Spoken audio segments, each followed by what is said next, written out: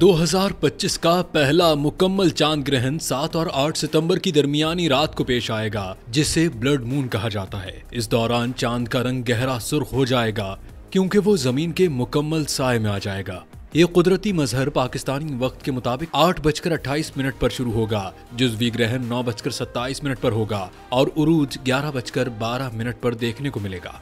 मुकम्मल इख्तिताम 8 सितंबर को रात 1:55 पर होगा। ये ग्रहण पाकिस्तान समेत एशिया, यूरोप, अफ्रीका, ऑस्ट्रेलिया और बहरुल काहिल के मुख्तलिफ इलाकों में नजर आएगा। माहिरीन के मुताबिक जब जमीन सूरज और चांद के दरमियान आती है तो सूरज की रोशनी जमीन के माहौल से गुजरकर चांद पर पड़ती है, जो सिर्फ सुर्ख रोशनी गुजरने देती है। इससे चांद का रंग सुर्ख दिखाई देता है, जिसे ब्लड मून कहते हैं। महकमा मौसमियात का कहना है कि ये मुकम्मल तौर पर महफूज फलकियाती मंजर है, जिसे बगैर किसी खतरे के नंगी आंख से देखा जा सकता है। शौकीन अफराद के लिए ये एक यादगार मौका होगा।